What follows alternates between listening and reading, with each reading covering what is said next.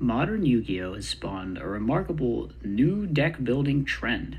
As the game has evolved to become increasingly fast and hyper consistent, players have begun constructing colossal 60 card piles instead of the typical 40 card lists of the past.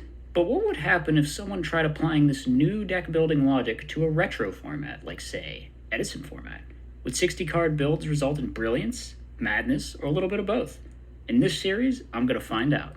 It was only a matter of time, right? I mean, we all knew that eventually I was going to have to build 60 card KFC. It's kind of like the frog thing where it's sort of cheating because there's all these like draw ones that are effectively just filler cards that thin your deck, which we inherently play because they're just good in here.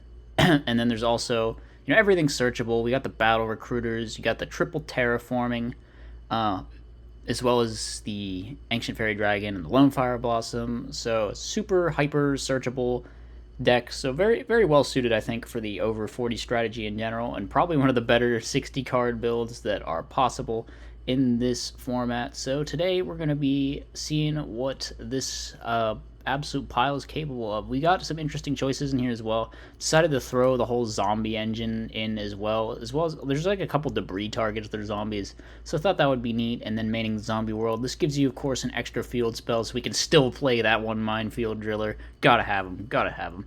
And then we're on extra Raigeki breaks, so we can have more discard traps, and we're on the Mind Con because we have Plague. We're on Foolish because we got triple debris and the zombie stuff. So just definitely a very exciting list, and we're going to see how it can do. Alright, first replay here. I'm showing this one first because it's actually only 2 games. I ended up having to leave, unfortunately, but the 2 games were pretty good, and it's like a match against Amaryllis Burn, which is a different deck that I invented, which I always like playing against other decks that I made. I think it's really interesting, really fun to see people play in my lists, and I think the match was pretty fun. Game number 1 was maybe not as interesting. I think I kind of just stopped this game because he makes one crucial misplay here on his next turn, but we just decided to go in. We have the Judgment. We're not afraid of anything. Here we negate, and then I mean his hand just kind of sucks. That's if we're being honest. But here he absolutely should have I whiff on the dust shoot first, which sucks. He should have Foolish Dandy and then used Hidden Armory to get Mark of the Rose and taken the Gear Dragon, but instead he went DDR for some reason, and I don't know. I just didn't like that play at all. I don't know why he Foolish Plague, actually. Yeah, this is super weird. So if he'd done the play my way, he'd have still been in a bad spot, but he could have maybe done something to come back, but he was just kind of screwed here. And yeah, I was gonna summon Kuraz there and pop Driller plus himself. It was too much. I was way too far ahead. Game 2, we brought in some hate. Iron Wall's actually very good against the Amaryllis deck, but I'm hesitant to summon it because I'm hesitant to set it because I have the Gores and it gets discarded by card destruction. Now here I'm really wishing that I'd flipped the Legacy because I would have drawn the Dandy and it would have gotten pitched by card destruction. So this is kind of awkward, right? And he drew some really good stuff, so we're not in a great spot here. We have no fields in gray, but I could just use the Driller to make Fortress, so we got some value out of it there. Anyway, eats a Mirror Force. I decided to hold on to Dust Tornado. Opponent goes Trooper Attack. They just set Torrential. I go Legacy here. Just draw more Dust Tornadoes. I think I was bringing these in for marks, which maybe I should just brought something else in, like DD Crow or something. I don't know. They are pretty good against the equipped spells, but at the same time, I don't like bringing in Dust Tornado against low back row strategies. I think it's kind of silly. Whatever, someone brought in Dust Tornado versus my Enrise deck just so they could go first and snipe Decree. I always felt like that was super narrow and dumb. So it's not really my style.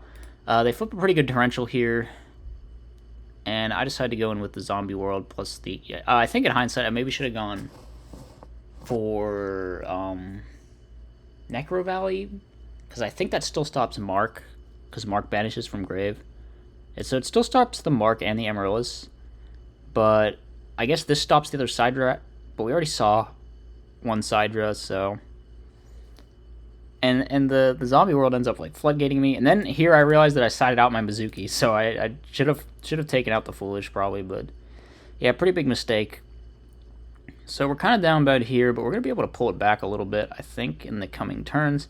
We have the Dust Tornado. I just use it right away because I don't think we're getting value out of that anytime soon. Opponent sets attacks. I just set everything. He draws Titanial, hits in, and I have the set Titanial. One thing I should mention is the way it has been ruled against me in the past is that you contribute set under Zombie World in this format. And I'm pretty sure that's the correct ruling, is that you can tribute set. I'm not sure if it stays like that in the future, but I think in Edison you can for some reason. It's kind of dumb, but I think that's the way it works. So here we kind of have to get rid of that Catastor using the Kuraz, which is not great, but it is what it is. And yeah, here my opponent was in some serious shit, but they drew BFDD, so you can see the sad story that is about to happen to me. That card is insane, and is definitely a great ad for why you should play Volcanic Counter, by the way. Because there's just no way I can play around that shit. And he flips the BFDD and win, and I unfortunately, like I said, I had to go. But they were interesting, cool matches. I don't know what would have happened in Game 3, but I'm sure it would have been very exciting. I do have a full match for you, though, so it's all good. It's all good.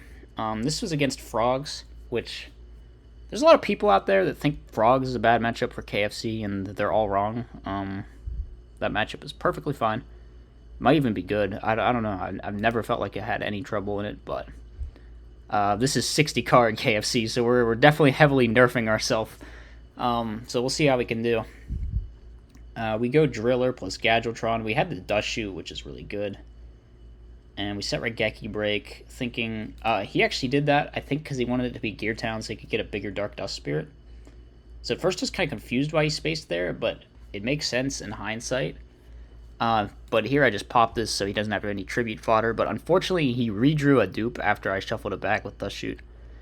So kind of inconvenient for me. He's going to get... Fortunately, it doesn't threaten anything immediately next turn. I mean, he can Miracle Fusion, but I think he opts not to because he drew that Battle Fader.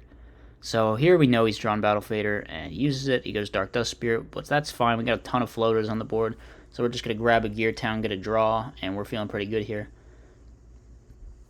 He does go for the main phase 2 Miracle. Here I start drawing cards, and I keep drawing cards. I go for the Titanial Crash. I think I actually do use the Upstart, and I make a little bit of a mistake. I should not have committed to the board yet, I think. I was perfectly fine to just do nothing here. Because it puts me in this awkward spot, and he's able to, like, sub Duplock here, and now it just becomes like a stalemate. So I feel like I should have just waited to commit this, but maybe it wouldn't have mattered. I don't know. Obviously, we're just going to keep playing until I draw Debris Dragon.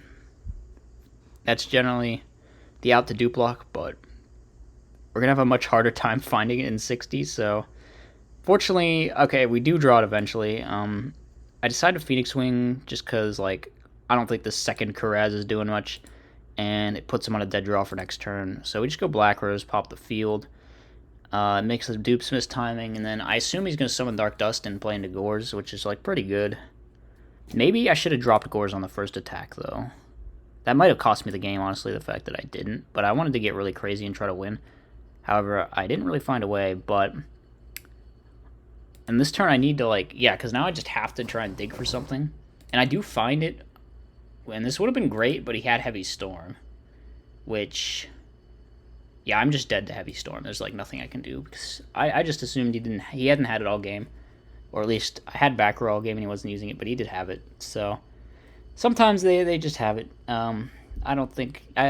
I played pretty well. There were a couple mistakes that game, and definitely I was drawing bad in the mid-game there, and the fact that we're on 60 could kind of be part of it, and the weird ratios, having 3 ofs of some of the bad cards because we're on 60. Here I open up Garden. Garden's insane versus the Frog deck. I used Kuraz to out Duplock, and then we just hit over everything. I think I end up attacking directly. I was, like, debating whether or not to... And then I did. And he doesn't Fader, okay. And I can just play around Fader as many turns as I need to. I realize here I maybe overcommitted a little bit, and then should have probably used Kuraz, because if he had Dark Dust Spirit, that would have been a pretty awkward spot. But he was really low life, and we still had tons of resources, so I feel like we might have been fine either way. Game 3, I open a kind of awkward hand, because going second against frogs, which is not what you want to see. I decided to just commit my cards to the field, so that's what we're doing. He goes Caius over the Gadgetron. Here, I decide I'm just going to like get aggressive with Dyna, but then I make a mistake, and then I flip Mausoleum, when I should have just summoned Grand Mole and hit. But because now he can just use Mausoleum, which, come to think of it, I have a question about this next turn. Because he's going to use Mausoleum to summon Malicious. So, can you only pay 1k to summon Malicious? Because he did this at the time and I didn't think about it, but is this using Mausoleum doesn't count as a tribute summon, right? So shouldn't you actually have to pay 2k to summon Malicious Edge?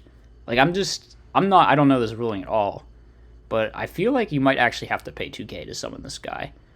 Maybe the condition of saying one tribute still applies with Mausoleum, but I don't see why it would.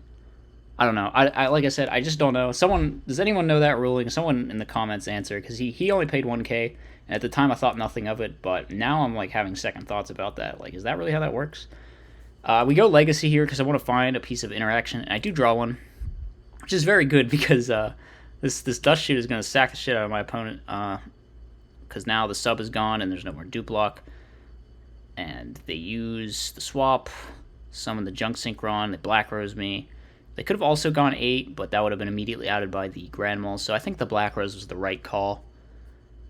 They draw back into Substitute, which was weird. We checked the log, and he actually hadn't shuffled off of Dust Shoot, but he shuffled multiple times after with the swap and the Rhoda, so I don't know, I guess like sometimes people just redraw things. It's a thing that happens. So here he makes a big misplay that might have thrown him the entire game.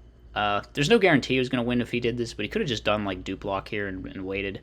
Like I said, that doesn't put on a whole lot of pressure. There's no guarantee he would have won from that point, but he would at least have probably not died this turn like this, because now we can make RDA with the milled Plague Spreader and just hit for game. So yeah, I think a bit of a mistake, because it would have outed the Giant Rat too, and he could have just made Duplock and chilled, and I would have had to draw another Debris Dragon or something from that point. So maybe a slight misplay, but overall, pretty fun match against Frogs. I generally enjoy playing against Frogs. I'm not like... There's a lot of casuals in this format that think Frogs are like the worst thing ever, and that's not where I'm at. So I hope you guys enjoyed this episode of 60 Card Pile. Be sure to leave a like, subscribe to the channel, become a member, do all of that stuff, share the video, and I'll see you in the next one. Peace out.